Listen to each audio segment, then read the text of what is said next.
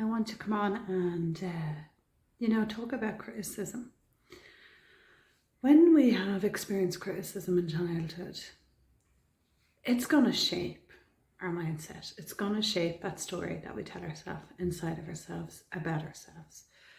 Criticism will feed into the belief of, I am not good enough. If we truly believe that I am not good enough, what will come out of that then is guilt. We will have a lot of guilt inside of us, and we will want to make everyone around us happy with us, because if people are happy with us, then we will feel safe in our relationships with people. So trust will be an issue for us.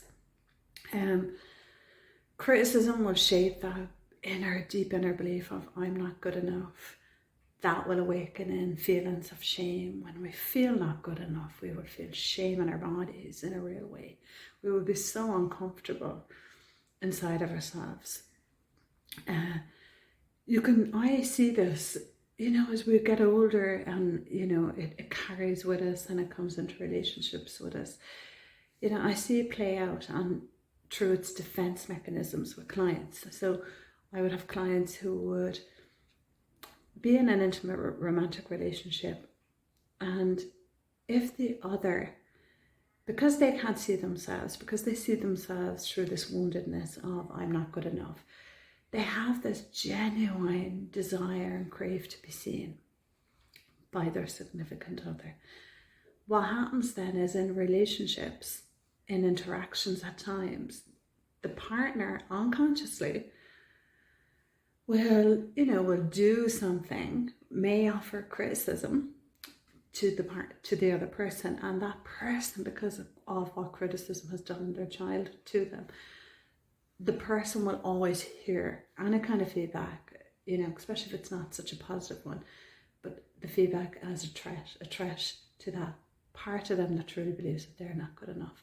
And then their defense will be, well, they're not seeing me. And if they feel I'm not being seen by my partner, they will have a need to withdraw to protect themselves. But in that withdrawing, they will have this expectation of the other person, of their partner, to, let's call it, tick their boxes. So now this is not unconditional love. This is condition-based love. If you do this, therefore I know you love me. If you do this, I know I am safe. And it's not that we mean for these things to be that way. We don't mean to make our partners tick certain boxes in order for us to feel safe. Our lack of safety comes from our genuine belief that I am not good enough, because in our childhood we have been criticized growing up. And if you really think of the energy of criticism, onto the mindset of a child, children are so innocent. They are so loyal, they're so pure, they are so innocent in their consciousness. They don't have emotional and mental maturity to stand back and go, hang on a minute, the other person how they're speaking to me is not okay.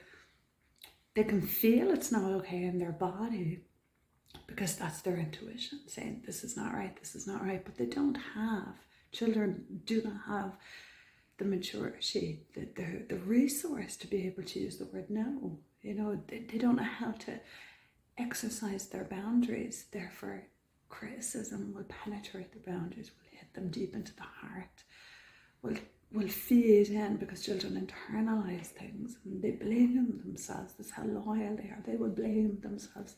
They will believe it is them.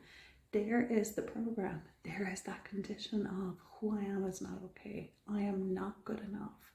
Then if I'm going to get into a partnership with you or a relationship with you as I get older, that wound is going to come up. It's going to come up in that intimacy, because in that intimacy as a child, that's where it was created. So it has to come back up in that intimacy with a friend, with a partner.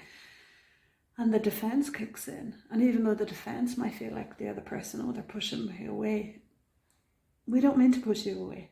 We're pushing you away because we're protecting our hearts, because we're terrified of you hurting us. We're terrified of rejection. Therefore, we push away in order to preserve our pain. However, unfortunately, in the pushing away, it creates more conflict, because in the pushing away, that might trigger a wounded aspect within the partner, which is They don't want me. And now I have withdrawal on both ends and more conflict. And I work with clients in a real strong way to bring conscious awareness to the dynamics that get played out within themselves primarily, and how that is happening in their friendships, their partnerships. Always, because my job is always to bring you back to the truth of who you are and help you understand with compassion for your own humanity that why you are this way. There's nothing wrong with it.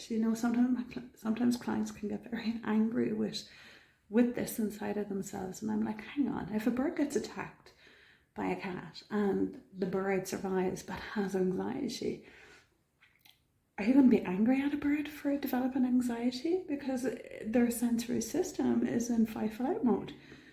So my awareness is to help clients understand you're in flight mode. You're feeling this way because you're afraid. You're afraid of being hurt. So the work is to bring conscious awareness to the patterns inside, the story inside that we tell ourselves about ourselves, and how we act from that place. And it's to bring you back grounded to yourself, to connect you to a bigger realization that you are enough. Who you are is more than enough. It's the story that we have fed into ourselves. Unfortunately, blocks our knowing of that, but who we are is more than enough.